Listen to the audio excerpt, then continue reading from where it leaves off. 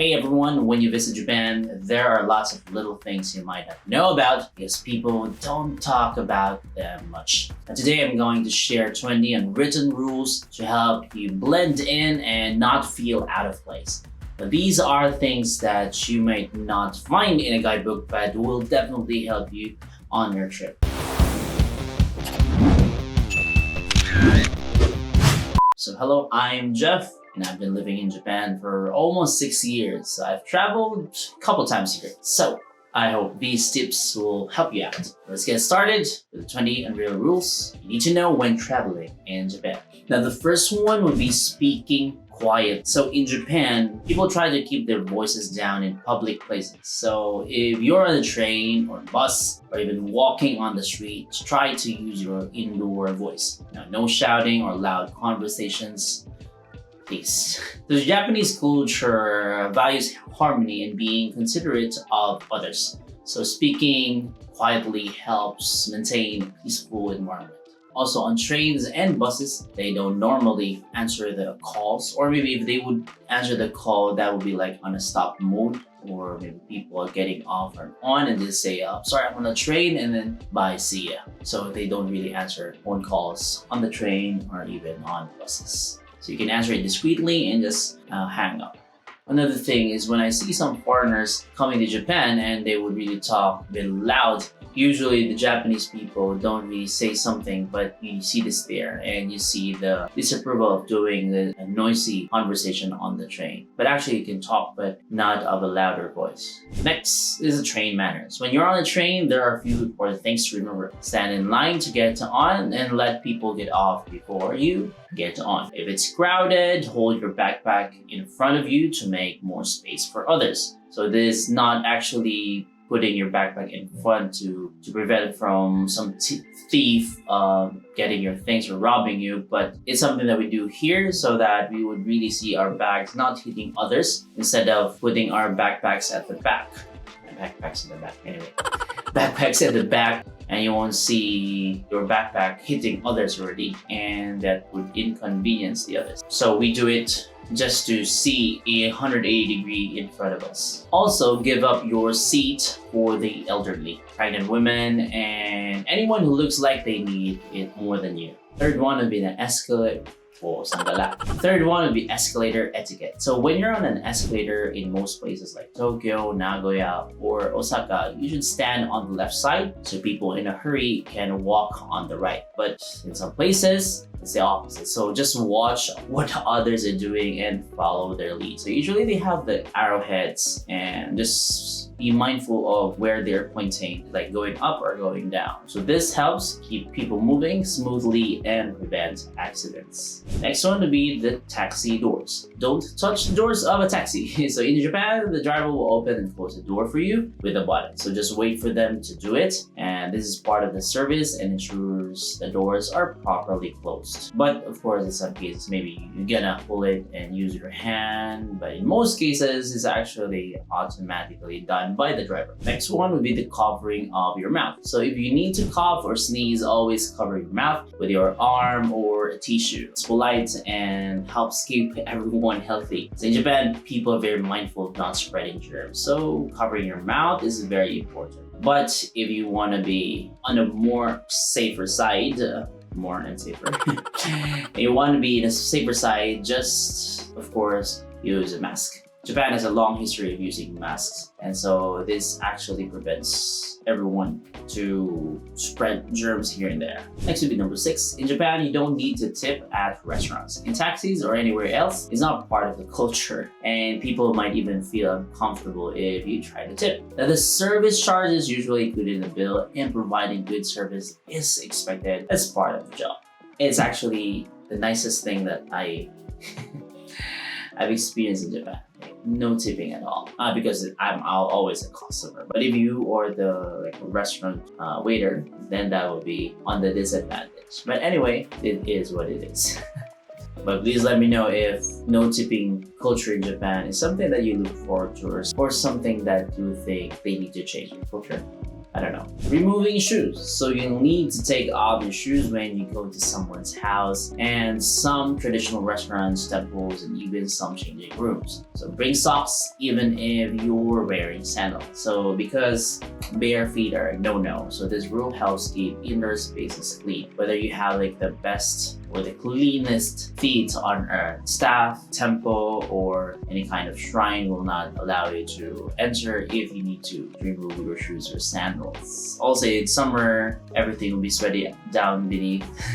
So please make sure have pair of socks, or if you don't, you can buy pair of socks in a convenience store in Japan. Carrying trash. You won't find many trash cans on the street, so be ready to carry your trash with you until you find a place to throw it away. So most convenience stores and some train stations have bins, and Japan is very clean, and this is partly why. I now recall something that happened in the school that I teach, and I need to throw something. So the rule in my school, so teachers bring their own trash outside the school premises. If it's your own trash, but if it's something that is from the school, for example, like paper, things that are used in school and it became like a gomi or garbage, then you can throw it. If it's your personal need, food, etc., you need to bring it there. And unluckily, I went to the train station. I usually throw my trash there or garbage. However, it's the opposite side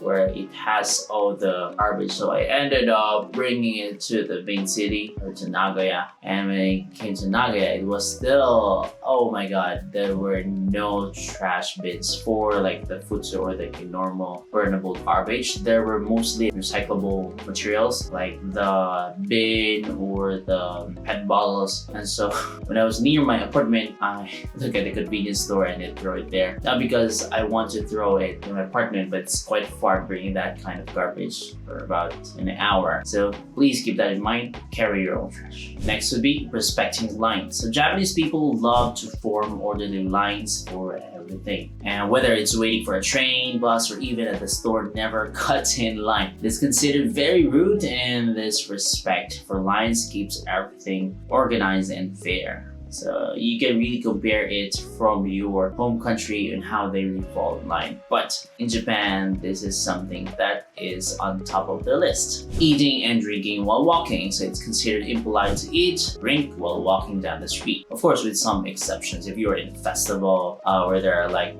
food stalls, so that's a different story. But usually they eat it by the food stall or the store. And so this is not really something that you can do in Japan. However, I see some people, but I think they're foreigners doing it. But if it's Japanese, full-fledged Japanese, they will not do it. So if you buy something from a food stall, find a spot and stand and eat it. Then throw your trash away properly. Usually I give it to the same person when I buy something. Just that they have their own trash bins there. So this rule helps keep public spaces clean and pleasant for everyone. Next would be reserving seats. In cafes and some restaurants, you might need to reserve your seat by leaving something like your bag, a small item on the table before you go to order. So it's normal and safe, so no one will take your stuff. This practice helps you secure a spot during busy time. I even left an iPhone there and a wallet, even a laptop. Well, this is Japan, so this is safe.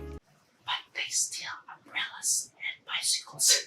Next would be menu customization. So in Japan, you usually can't customize your order much at restaurants. So if you don't like something in your meal, it might be better to choose a different dish rather than asking for changes. So this ensures the chef's creation is enjoyed as intended. This is really quite different from what we have in our countries. Paying in cash. So a lot of times in my videos, I always say cash is the king. And many places in Japan still prefer cash over credit cards. Always carry some cash with you, and just in case a place you're going at doesn't accept cards. So this is especially important in smaller towns and traditional establishments. Now, if you want to have like a driving here using an international driving permit, there are really places here that don't accept cards, even the IC cards, Pasmo, Ikoka, and the others. We use bills. If you have the Ichiban or the 10,000 yen, they not accept that. The only bill that they would accept is 1,000 bill. The others be the coins of 5, 10, 100, and 500. and they don't accept one yen. So don't forget to have your coin purse and wallets with you. Next, photo privacy. So be careful when taking photos. Don't take pictures of strangers without their permission. And some places, they like certain stores or restaurants might not allow photos at all. So this respects people's privacy and complies with Japan's strict privacy laws. So it's actually okay to take a picture or video of like a lot of people, even though you don't see them, but you don't focus on one person at all. But if you really take a picture and in front of their face and they know that you're taking a picture of them, then you can get in trouble. So what you can do is ask permission from them. Maybe you know a little bit Japanese, and usually they're kind if they're not shy, and it could give you a minute or two of their time to you. Maybe they could accept the offer and have some shots with you. Let's go with the next one.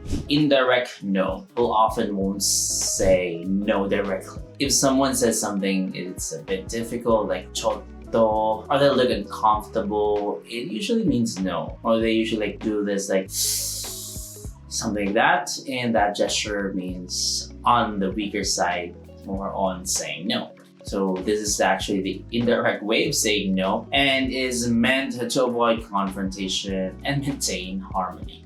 Set your phone to silent mode and avoid talking on it. So I actually mentioned it in the previous one. Texting is okay, but keep it quiet. So this prevents disturbing others in a quiet environment. So you can use your headphones, but you don't use loudspeaker when playing games or watching other videos like this one. Please don't forget to like this video before I continue with other unwritten rules, and share this to your friends that might be of benefit to them, and subscribe if you want to help this channel grow.